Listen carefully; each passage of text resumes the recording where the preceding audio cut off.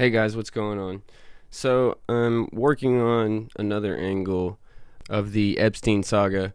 Roy Den Hollander, the guy who committed that atrocity against the judge and her family, he's being passed off as this men's rights activist, and he obviously was. He did a lot of legislation to that effect, but there's more to him than what they're saying, and anybody who wants to dig into it themselves will find out very quickly. But he was working for a company called Kroll and Associates, which was digging into the whole Deutsche Bank thing back in early 2000s. So it's going to be interesting to see how all this ties together. I think more than anything, he was probably a patsy. They got rid of somebody who knew too much already, but I'm digging into that. In the meantime, this FARA registration, oh man, does it annoy me. It makes me so mad. Oh, and you know, I'm not the type of person to really get riled up about FARA registrations. I don't know if you are. But this one, if you look at the name of the registrant on this, anybody who watches my channel will know that damn PR firm Hill and Knowlton.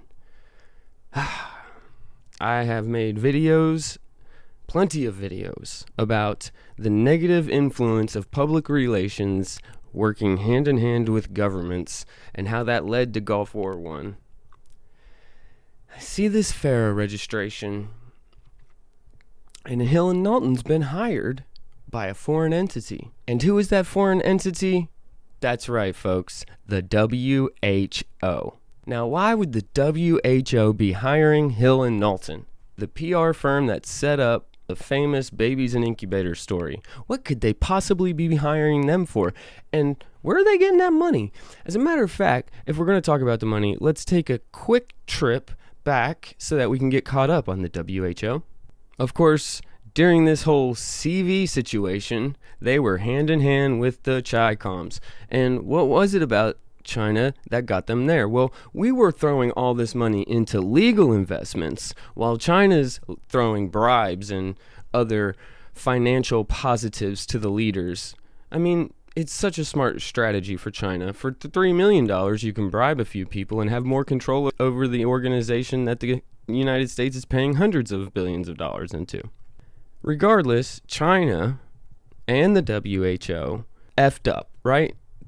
They hid the information about the CV, and the CV spread throughout the world, and it turned out that the WHO was inarguably involved. All that leads to Trump threatening to permanently cut off the United States funding for the WHO. And why is that such a big deal? Why would the WHO freak out about that?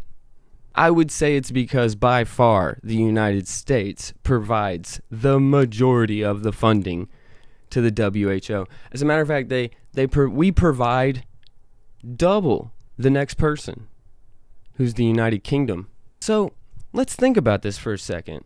An organization that is funded by America, funded by Americans, hires an American PR firm to lie to Americans. Or excuse me, not lie. They're not lying. Let's see exactly what it is they are doing, okay?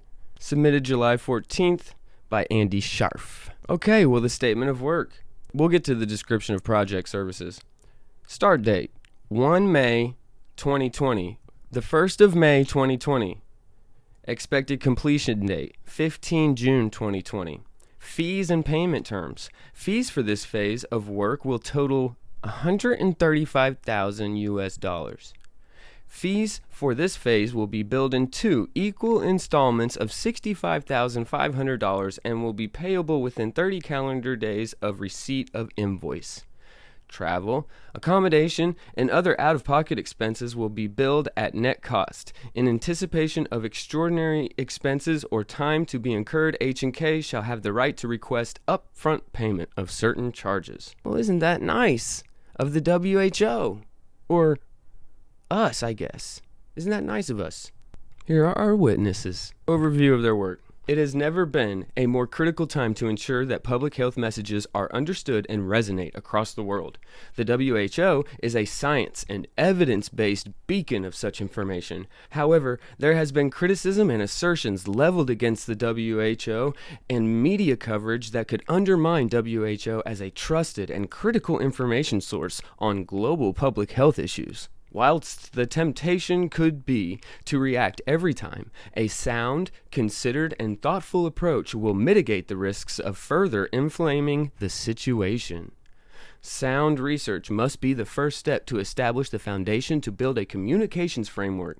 CV has dominated day-to-day conversations, but not all voices are equal, and not all are cutting through and being listened to.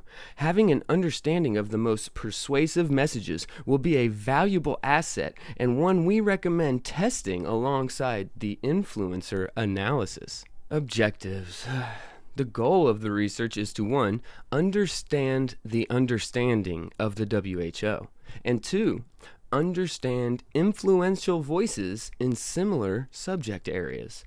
We will then make some recommendations to help ensure science and public health message credibility from the WHO in order to ensure there is trust in the WHO's advice and that public health guidance is followed.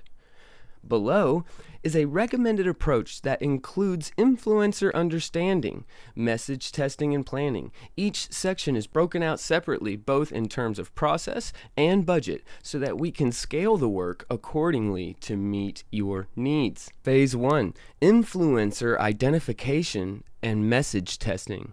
And while we're going through this, I want you to think to yourselves, who do you know that fit these categories, that you watch on your media, that you ingest? All right. Using our proprietary global analytics tool, Sherlock Plus, Hill and Knowlton will identify influencers in key regions based on their relevance, reach, and engagement. Influencers possess different strengths and serve different purposes, and we will classify leading voices across 3 categories. Category 1, macro influencers. Those with large followings, 1 million plus, such as celebrities for greater amplification of the WHO message. Category 2, micro-influencers. Those with smaller but highly engaged followings who function as trusted advisors and informed validators. And Category 3, hidden heroes. Those without significant followings, but who nevertheless shape and guide conversations, such as health experts appearing frequently on news programs. We will consider those driving coverage and conversations in the following areas. The scientific, medical, and health community, to ensure they believe and advocate the advice given. Media, to ensure that articles are balanced in a time of concern verging on panic and uncertainty. NGOs, to ensure peer groups and local grassroots organizations endorse the role of the WHO and its advice. And the informed public, those that read everything and use their own channels and networks to validate or invalidate claims.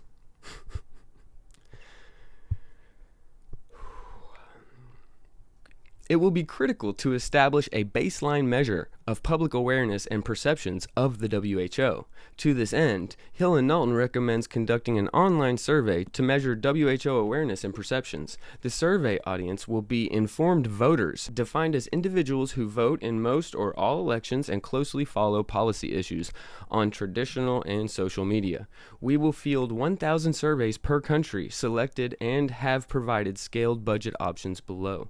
We will work with WHO to develop the questions, but anticipate the survey will explore awareness, perceptions, and credibility of WHO relative to other U.S. and international health organizations. Phase 2, Plan Framework. Upon completion of the research and with prior approval from the WHO, Hill and Knowlton will build on the insights provided by Phase 1 research to develop a program of framework. As such, we offer below a breakout of costs for the program at all 3 tiered levels based on desired countries to be included. For a total of $135,000, the WHO is going to pay Hill and Knowlton to put propaganda out about the WHO to us. Every time you turn over a stone when you're looking at something, you find a PR firm involved. I'm telling you. And Hill and Knowlton is staying at the top of the list because they are the grimiest of the grime. So let's be clear here to wrap this up.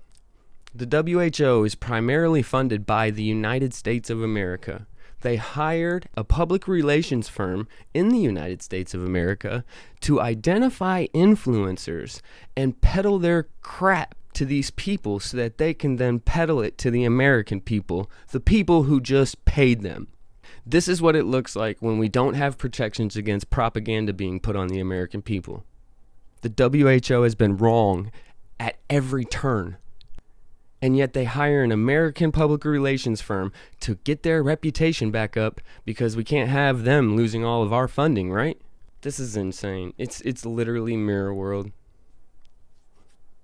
Anyways, guys, like, share, sub the channel. Hey, by the way, have you guys heard about these people getting random packages that have seeds in them from China? Crazy. Anyways, I'll catch you on the next video. Later.